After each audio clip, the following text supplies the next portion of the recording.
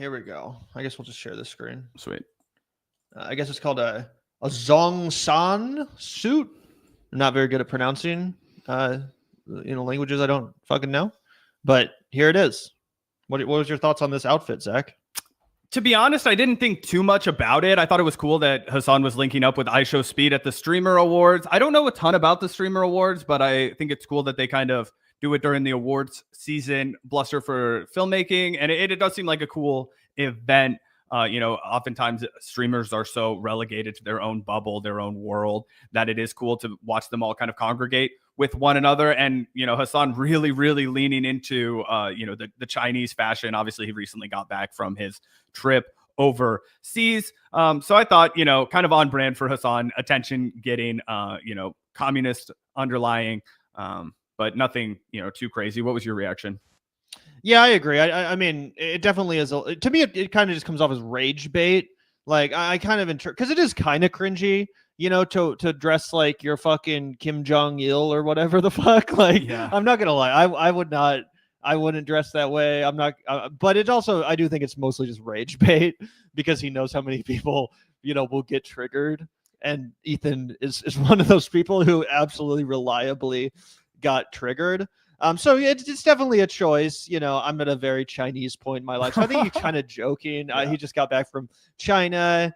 He's kind of inspired by the fashion, I guess. But I don't know. It's not something that I would wear. Obviously, I'm sure you couldn't imagine me pulling that off anyway. But it is what it is. It's kind of funny. And Hasan, I guess before we look at that, we can show the Ethan Klein reaction. Oh, yeah, absolutely. And sorry, I accidentally threw this up first. This is not what Hasan wore, obviously, to the streamer. It would have been way more edgy. It would have been way more edgy. And I do like the little bit of the tongue in cheekness, because he was, I completely agree, rage baiting, particularly Ethan Klein, but also like the destinies of the world and all the people who are in the like Hasanabi hate complex. He says, I'm surprised AT&T were cool with this. And then it's like a weird AI regenerated Hasan Piker in a Nazi outfit, which, again, it's just like, it's getting pathetic and tired from Ethan. Ethan did an entire 3-hour plus live stream about Hasan's outfit the other day, and it really just brings home how irrelevant and pathetic and mentally unwell he is, because there would have been a funny way for Ethan to kind of come out here and poke fun at Hasan if he wanted to. And this is just so bland. And to top it all off, it's fucking AI. Yeah, 100%. And that's the thing about Ethan. It's like, it's not like I'm opposed to people like making fun of Hasan or like taking jabs at him or like kind of satirizing him. You can do that in a way that doesn't make it seem like you're just totally jealous and obsessed, which is the way Ethan comes off. And again, I'm a fan of Hasan, but it's not like anyone is above criticism. I'm not just going to come out here and simp for him every single time, 10 out of 10 times, no matter what. I've disagreed with Hasan before. I think we both have. But yeah, this level of obsession is just pretty cringy. But speaking of, kind of roasting Hasan in a little bit less, less of a pathetic or desperate way, he did actually get roasted at the awards, at the Streamer Awards. So I thought this was kind of funny too. We can take a quick look. Please be respectful. Stay seated as much as possible. Hasan, if you see Sea-Dog get up, you can use your remote.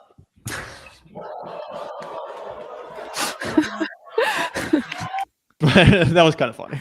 Yeah, and he seemed like he was a good sport about it. That's honestly the best part about award shows, is you get to watch all your favorite stars get like mocked and roasted. Chris Rock was really good at lampooning people. Seth MacFarlane did a good job at lampooning people when he was hosting the Oscars. A lot of people didn't like that. I did. I liked it when Seth MacFarlane hosted the Oscars, and I like that he didn't give a shit if he pissed people off in the crowd when he roasted them.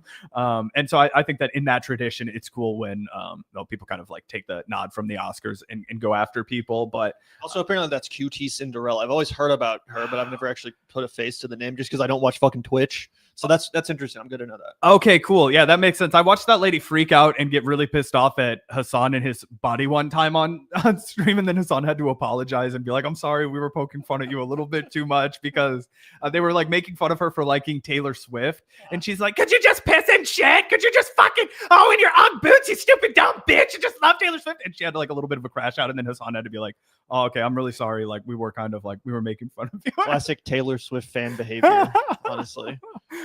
Speaking of Taylor Swift, we have to talk about fucking her fiance, just absolutely in the most clownish display of fucking idiocy I've ever seen on a football field, dropping multiple fucking must-catch balls. Again, like you could have heard the circus music in the background.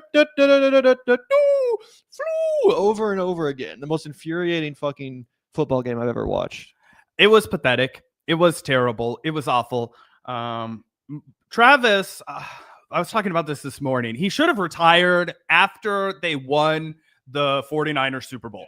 The second 49ers Super Bowl that they won, that would have been the perfect time for Travis to retire. He would have been 33, 34 years old. I think he would have just turned 34. Go out into the sunset. He would have had 3 Super Bowls. Nothing left to accomplish in this league. Right now, you get to watch him go out, and you're like, oh man, Travis, young Travis, not dropping either of those passes that were so horrible today. I honestly think Mahomes is playing like a shadow of himself. Obviously, the offensive line is terrible, and historically, when our offensive line is really beat to hell and terrible, we have horrible performances. You guys will remember the Super Bowl last time, or God forbid, our fucking Super Bowl against the Bucs when Pat Mahomes lost to Tom Brady. So I think what we're about to watch is a cleaning house. I think, Gavin, we are about to see the end of a real era, because the Chiefs are not re-signing Travis Kelce, and Travis Kelce's not going to play for any other football team. He's spent his entire career with Andy Reid and the Chiefs. So when they do not re-sign him next year, he will not play football anywhere else. He'll retire as a Chief. I think we have to look at, are they going to drop a guy like Chris Jones? I think Chris Jones probably not coming back next year. I think we're losing a lot. I think the people you will see come back will be like Rashee Rice, Xavier Worthy. I don't think you're seeing Kareem Hunt come back. I think you're seeing a big cleaning house. And honestly, I'm kind of ready for it. I think we've watched that chapter close for the Chiefs, and next year they gotta do some rebuilding. Oh yeah, 100%. I mean, even if regardless of other teams signing him, I think Travis Kelce knows it's over. I mean, last night was so humiliating. This happened like 3 fucking times in a row. We could have won the game. Like we honestly easily could have come back at several points, and almost seemingly every time it was Travis Kelce's fault that we fucked up and fumbled. And there was a point where, cut to his face, and you could just see like it's over. Yeah. It's a Jover. Because I mean, you go on much longer, it's going to start to take a hit on your actual reputation. And Travis Kelce wants to, leave the NFL with his reputation and celebrity intact. He wants to go on and become a movie star and a TV host and all that kind of crap. In addition to obviously being Taylor Swift's, husband. So he wants to leave before it gets too embarrassing. He still wants to have a fan base. He doesn't want people to like start to resent him and shit like that, which is why, he's 100% over. He's 100% done. But yeah, this is a pretty accurate. I mean, Chiefs fans, we have to score here. Travis Kelce. Just fucking total fucking cringe. I saw some other good memes, Harrison Joe. Butker also missing a fucking field goal that he should have hit. That would have put us in real striking distance of a W. Harrison Butker is also not coming back. Do you know he's like the highest paid kicker in the NFL, and he can't make a fucking field goal for us when it matters this year? That was also crazy. I was like, what is fucking going on here? And it did suck because like, several of their best players were already injured, and then in the first minute of the goddamn game, I forget his left name. tackle. Yeah, he got really badly injured. So clearly they're rattled and shaken at the worst time. But Jesus fucking Christ, the Chiefs are supposed to pull it out at the fucking right at the last minute. That's what we were so known for. Yeah, and I think it's crazy if you are like starting first of the line offensive tackle, that guy that I think the guy that got injured was actually a backup. We were down to our third offensive line guy. They went from a guy that was getting paid like $18-20 million a year to a guy that was getting paid league minimum starting in that fucking game. And Shannon Sharp was talking about that. He was like, you're gonna feel that those millions of dollars because you got a guy that his game checks $100,000. He's going out there for $100,000 today to go play football for you when the other guy goes out there for $3 million. Big to difference. Get injured pretty badly. Yeah, I mean, it looked pretty gnarly. He looked like he was in genuine fucking serious pain. Oh yeah, and that guy was the starter. Oops, it looks like I accidentally turned on those things. But yeah, pretty embarrassing and pathetic. What do you turn on? Oh, I had the chat showing up. Oh yeah, I always forget that that's even an option. But either way, yeah, just pathetic shit from Travis. End of the playoff chances for the Chiefs unless we win out, which we won't. I don't think they're going to tank, but I definitely don't think they're going to be as interested in winning. We're going to have an easier schedule next year. We'll get some draft picks. The draft class doesn't look great. Just honestly a bit of a downtime to be a Chiefs fan. Yeah, it kind of sucks. Do we have anything else on the Ethan front? I got one more thing from Ethan Klein that I thought was just so fucking disgusting, so low, so pathetic, and just downright evil that I was like, you know what? We have to talk about this on stream. Ethan obviously just recently had that, hostage video that as part of his settlement, he had that streamer Kelce Tron present. In my view, it was a hostage video. It really brought a lot of hostage video like imagery to mind. In my opinion, Ethan, you litigious bastard. He then goes out here and brags, I swear to God, about how the money people are having to spend to keep these, poor women from going destitute because of his like fucking bullshit lawsuits that he's lobbed at them. He's like, oh, at least on the bright side, that's money that could have been going to Palestine and now it's going to me. And I don't even need the money. That's what's funny about it, right? Like, why would you donate $1,420 to someone who doesn't need the money even? That even makes sense. You could give it to a charity. You could have given it to a Palestine charity. But instead, you gave it to Kelce Tron. You supported our GoFundMe. By the way, Denims and Frogan, that's our GoFundMe, just so you know. Well, that's what I don't understand. So after what just happened, yes. So that's what he's bragging about, guys. He's saying all of that GoFundMe money that you guys have donated to people like Denims, to people like Kelce Tron, to people like Frogan, he knows that that's all going to him in a settlement because that's what he's going to say. He's gonna have his lawyer when they've got their fucking backs against the wall and they're gonna have to battle Ethan Klein forever. He's gonna be like, just cut me a check for the amount of money that you got to fundraise your legal fees. That'll be our settlement. So 50 grand, great. Send that money to me. I don't even need it. I'm gonna talk about how much I don't need it, and then I'm gonna get on an airplane. And I'm gonna go play celebrity poker in the Bahamas and talk about how all of you guys are so dumb because you decided to participate in helping this person lift an insane legal battle, which would have drained them financially forever. And look at you. You had to do that instead of donate your money to Palestine. What a monster.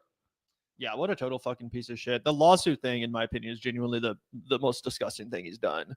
Like, it's one thing to disagree with other people and fucking make content of disagreeing with them and shit, but to fucking try to sue all these channels of people that are way smaller than you, that have a fraction of your audience, try to ruin their financial fucking position in life because of the fact that they dared to disagree with you and react to your content.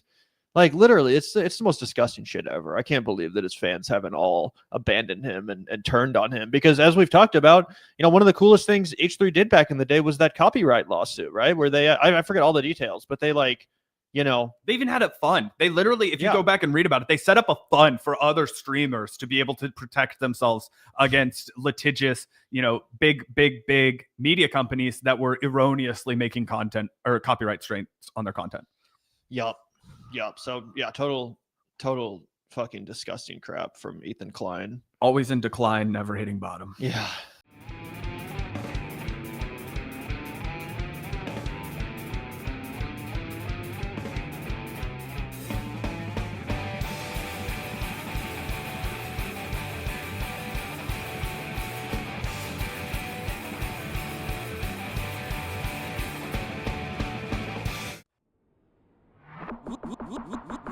Look out the door if you hear an ambulance.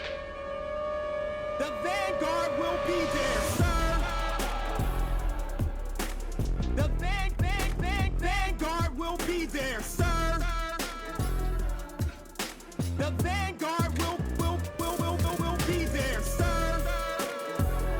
The Vanguard will be there. Be there.